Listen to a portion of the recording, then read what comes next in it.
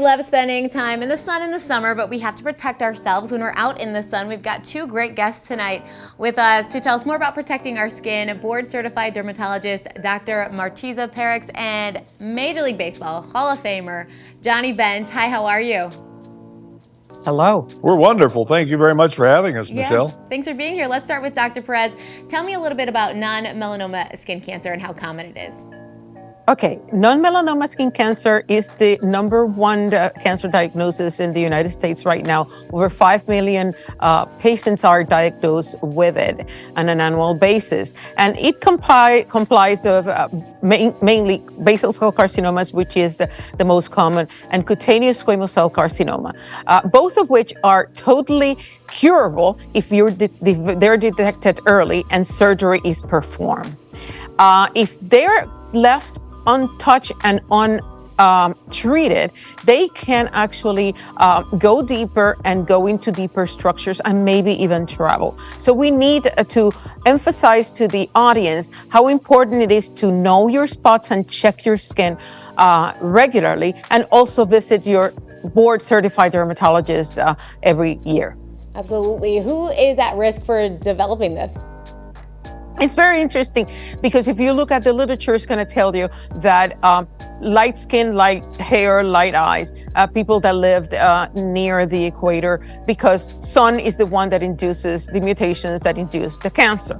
However, everyone could be prone to develop skin cancer. For example, in the lighter skin people, it's usually sun-exposed areas, and those has the highest incidence.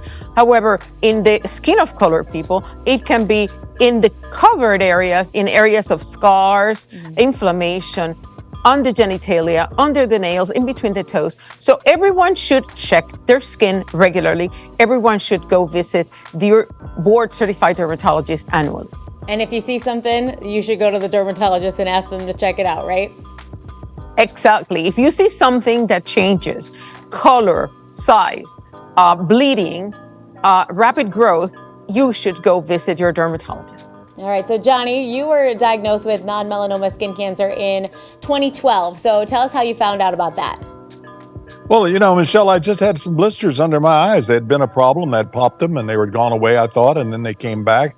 Went to see my eye doctor, and the next thing you know, he says, you need to see your dermatologist. I made an appointment, went to see him. He did a biopsy of the areas, and they were right here and strangely enough, right here on the underlids of my eyes. And he removed both of them. And since that time, I've seen him twice a year, sometimes even more if I find something different. I had a little area here.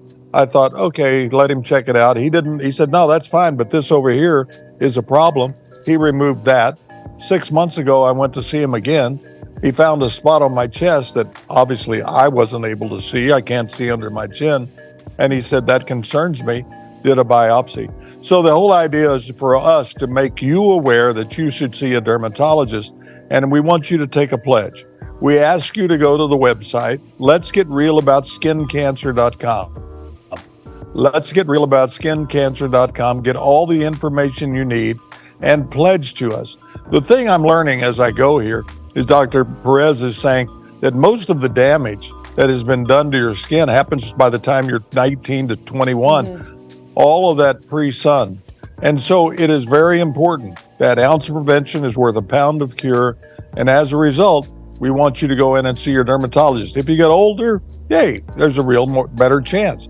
But still, it does not differentiate between class, age, or whatever ethnicity that you have.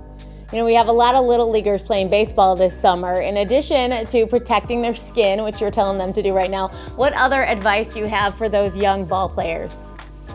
Well, I mean, it's not really conducive to wearing big hats, but I would say sunglasses, protection, make sure you're in the dugout, make sure you hydrate.